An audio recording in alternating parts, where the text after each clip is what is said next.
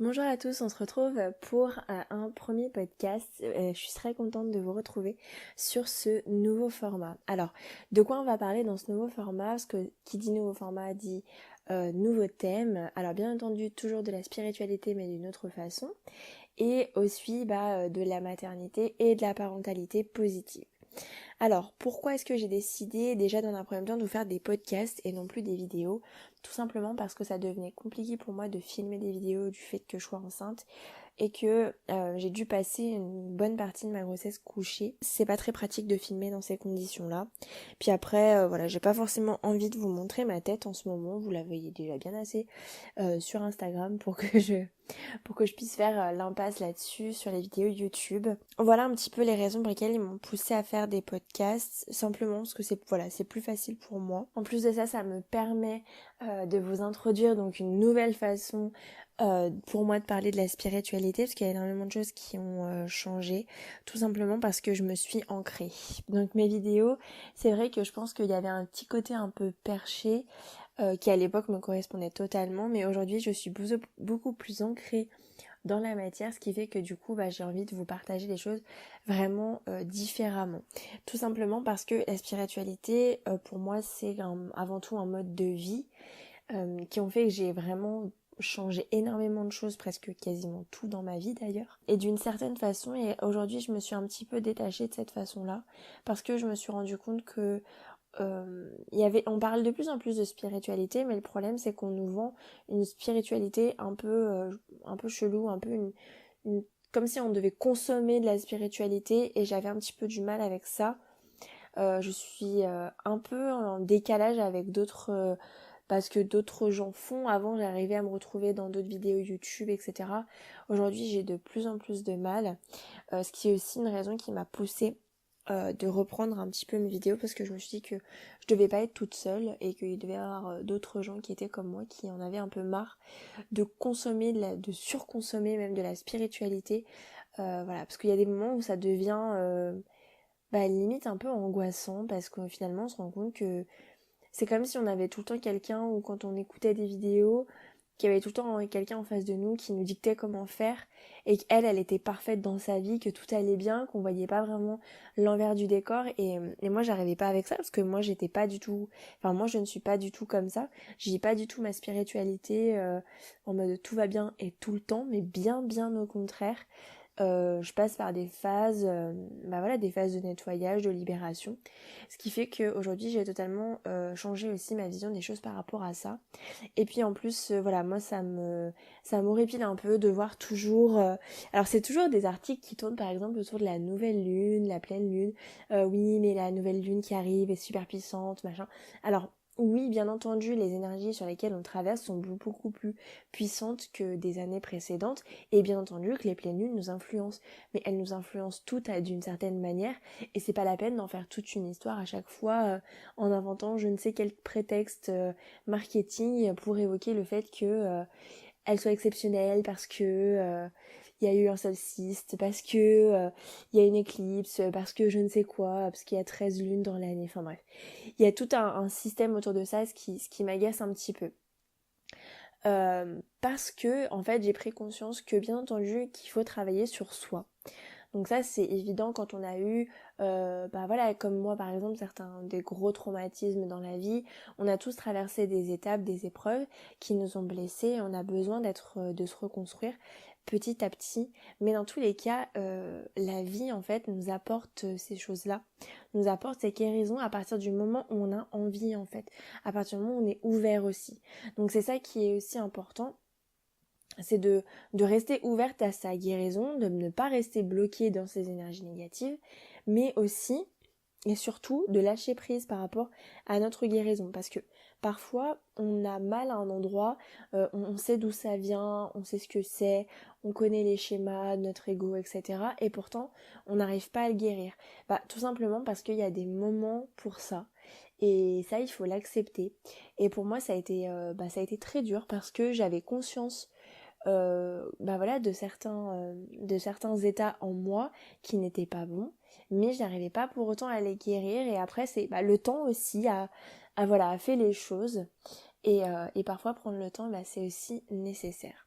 Donc voilà, tout ça pour vous dire que voilà, j'apprends la spiritualité d'une autre façon. Et surtout, soyez simplement juste et soyez dans l'amour avec vous-même. Ne soyez pas trop dans pas dans l'attente, mais soyez pas trop dur, parce que c'est pareil, la pensée positive, on est là en se disant oui, il faut que mes pensées soient positives pour que ça fonctionne, ou pour attirer la loi de l'attraction, ou peu importe. Et le problème, c'est que des fois on n'y arrive tout simplement pas, quoi. Et du coup on est dans une sorte de culpabilité mais monstre, parce que on n'y arrive pas. Et moi j'arrivais plus à vivre comme ça, c'est-à-dire qu'au bout d'un moment je me suis carrément détournée de la spiritualité, parce que mes pensées, elles étaient pas du tout positives, j'avais énormément de mal.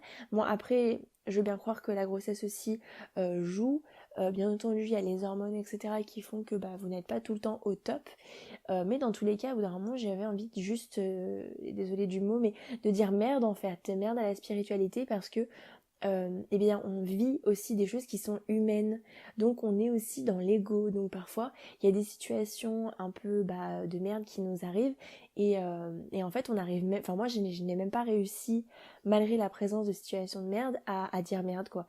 C'est-à-dire que je suis complètement restée focus sur moi-même, sur mon travail sur moi, en me disant si j'ai vécu cette épreuve-là, c'est que moi j'ai quelque chose à guérir, et tant que je l'aurais pas guéri, je devrais rester dans cette épreuve-là. Et ça a été problématique, parce que pendant plusieurs mois, alors j'avais conscience que ça englobait, ça venait jouer sur mon rejet, mais j'étais totalement perdue, parce que je savais pas comment faire pour le soigner. Alors que, enfin, je veux dire, j'aide des personnes, j'aide des gens qui viennent me voir, j'ai aucun mal à les aider, mais pour moi-même, j'avais beaucoup plus de mal à le faire. Et finalement, je me suis rendu compte que le temps aussi a fait ses preuves, ses choix. Je me suis rendu compte que cette épreuve m'a aussi permis d'apprendre à faire plus preuve de discernement. Parce qu'avant, quand je rencontrais des gens, voilà, je suis un peu mon des bisounours, tout va bien, tout le monde c'est mes amis.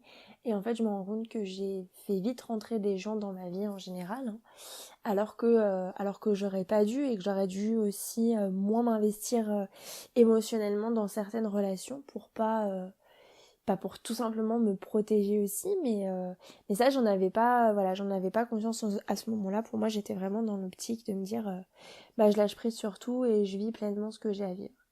Parce que malgré tout, on vit dans un monde où l'ego, et aussi l'ego spirituel, hein, il faut pas l'oublier, est aussi très présent. Et voilà, donc ça peut causer des soucis à tout le monde. Donc si vous vivez une situation de merde, dites merde, quoi, tout simplement, parce que moi je n'ai pas dit merde, et je l'ai regretté à force, et je pense que peut-être que j'aurais guéri plus vite de tout ça si j'avais dit merde.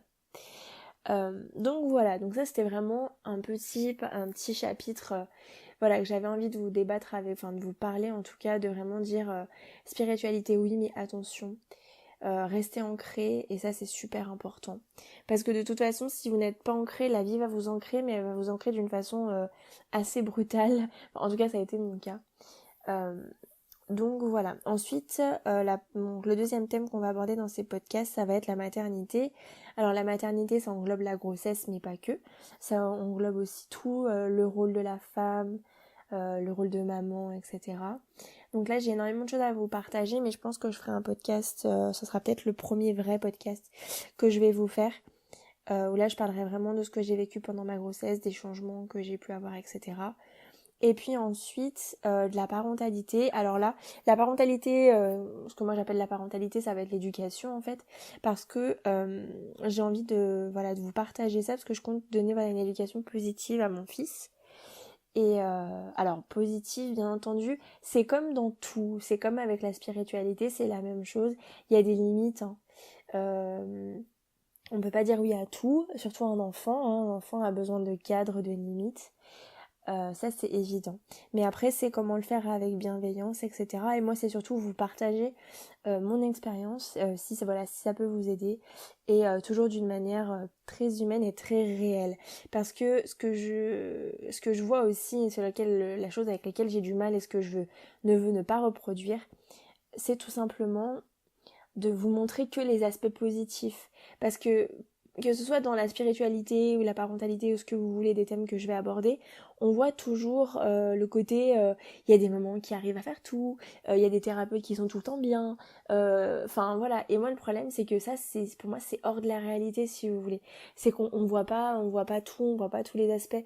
Moi je vous prends un exemple d'une fille qui m'avait dit oui je suis une fille sur Instagram, elle est super géniale machin. Et en fait la meuf elle est totalement perchée, elle vit à Bali. Enfin bref, c'est pas un jugement que je porte, et c'est simplement qu'en fait, alors oui, elle lâche prise totalement, etc. Mais enfin, je veux dire, dans la réalité, comment ça se passe? Bah ça se passe pas comme ça, quoi, parce que bah moi je sais pas, c'est con, mais je vis en France.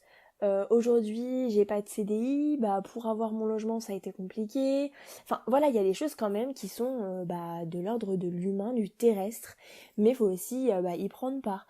Je vous prends un exemple de l'instant présent. Oui voilà, faut être dans l'instant présent, patati patata. Oui, mais alors quand on vit une grossesse, on n'est pas dans l'instant présent, quoi. À part nos moments avec le bébé quand il commence à bouger. Mais sinon, à aucun moment on est dans l'instant présent, tout simplement. Donc soit on a un peu hâte que ça s'arrête, etc. Donc on vit pas vraiment l'instant présent. On doit aussi prévoir l'arrivée du bébé. Donc voilà, c'est pas une période où on est méga dans l'instant présent. En tout cas, pour moi en plus, ma grossesse, voilà, ça n'a pas été l'épanouissement total et le bonheur comme certaines, ça a pu l'être. Donc voilà, je fais aussi ces vidéos bah, pour elles, parce que les personnes qui sont hyper bien, qui sont vraiment dans le bonheur d'être enceinte, etc., bah, elles n'ont pas forcément besoin d'avoir pas des conseils, mais d'avoir des retours. Moi j'ai dû passer bah, pas mal de temps couchée. Donc du coup, bah ça c'est pareil, il n'y a pas vraiment de truc hein, sur internet. Il n'y a pas de gens qui en parlent vraiment, de se dire bah comment on vit ces périodes où bah tu peux plus rien faire, où moi j'étais très autonome dans ma vie en général, je l'ai toujours été, donc je me suis toujours débrouillée toute seule, malgré que mon copain m'aide énormément, enfin du coup il m'a énormément aidé par la suite de ma grossesse, qu'on n'a pas trop eu le choix. Mais voilà, comment vivre ces périodes bah voilà, où tu restes couché toute la journée, où tu peux même pas t'occuper de ta maison, ni de toi, ni de rien du tout. Les périodes où on a les nausées, les douleurs. Enfin voilà, le corps change, etc. Donc c'est pas une période qui est non plus facile. Et c'est bien d'en parler parce qu'il y a un tabou un peu autour de ça. Comme si, comme si la grossesse c'était un peu un moment unique dans ta vie. Oui, mais profites-en, c'est génial. Oui et non. Voilà, il y a des moments qui sont cool, ça c'est sûr. Il y en a un peu moins. Enfin, il y en a qui sont moins cool, quoi. Voilà, donc je vous invite simplement bah voilà, à me dire en commentaire si ce nouveau format de vidéo podcast vous plaît. Moi, c'est ce qui a été le plus simple pour moi et ce que j'apprécie aussi de vous faire. Donc j'espère que vous avez apprécié ce podcast, et puis bah je vous retrouve très prochainement pour un prochain podcast, je pense, sur voilà, la grossesse. Je vous remercie pour votre écoute, à très bientôt. Prenez soin de vous.